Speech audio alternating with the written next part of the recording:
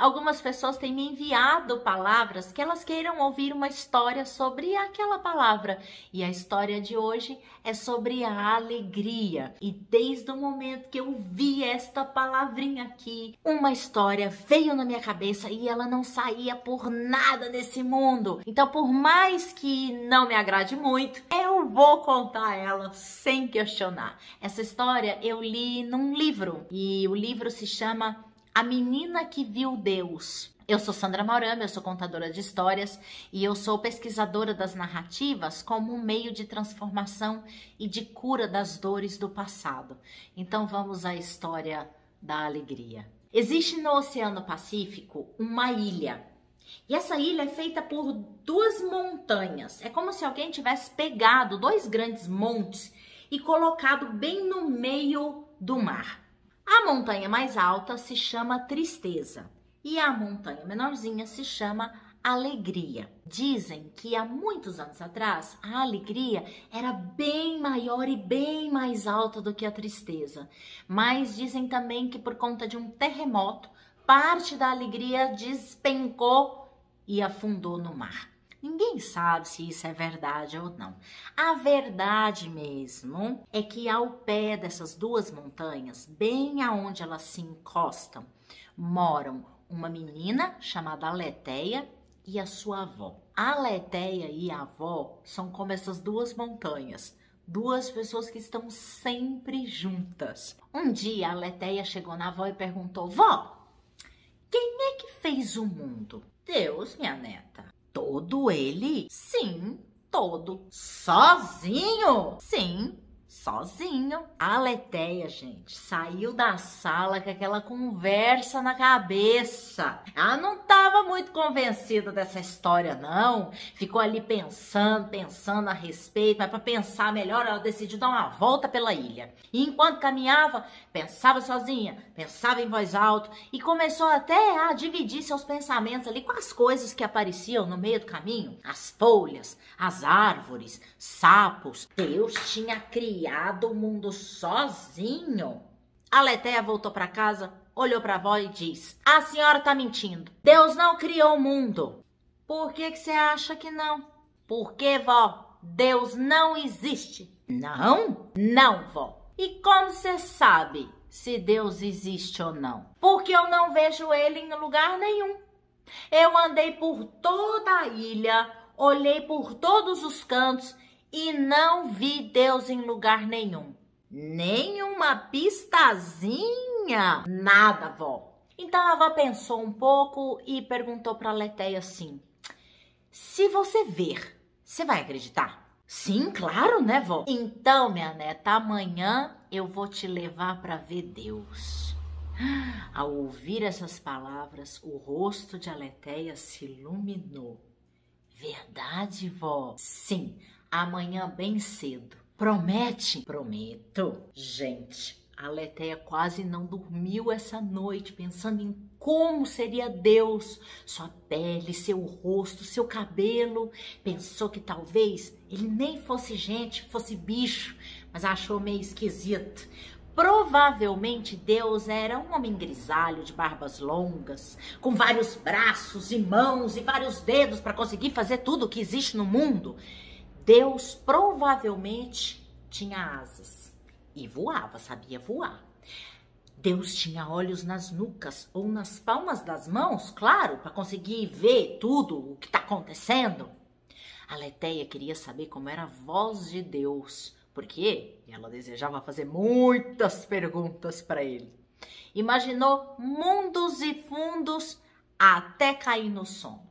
No dia seguinte, ela acordou bem cedo e foi logo lá na sua avó perguntando: e aí, vó, vamos? Claro, tá pronta para ver Deus? Sim, então vamos. Vamos que a gente tem que subir a montanha. Qual delas? Uai, a tristeza, minha neta? Ai, vó, justa maior. Por que a gente não sobe pela alegria que é menorzinho? Simples. Porque do alto da tristeza nós vemos toda a alegria, mas no alto da alegria a gente só vai ver um pedaço da tristeza. Vamos. Vamos que Deus está esperando. A Letéia não entendeu muito bem aquela explicação, não, mas seguiu a avó, queria ver Deus, né? E as duas começaram a subir a montanha. Mas logo nos primeiros passos, a avó perguntou para a Letéia, de que cor é a alegria? A Letéia olhou para a montanha, ainda estava frio, o dia estava cinza, sabe? A montanha estava coberta por uma névoa densa, branca, e o sol ainda estava escondido ali atrás da montanha da tristeza. Então a tristeza fazia sombra. E a Letéia respondeu, a alegria é branca e cinza. A avó concordou e continuaram a subir. Andaram por mais algum tempo e lentamente a névoa foi se dissipando. A alegria ainda estava sobre a sombra da tristeza. Mas a avó da Letéia perguntou, e agora, minha neta?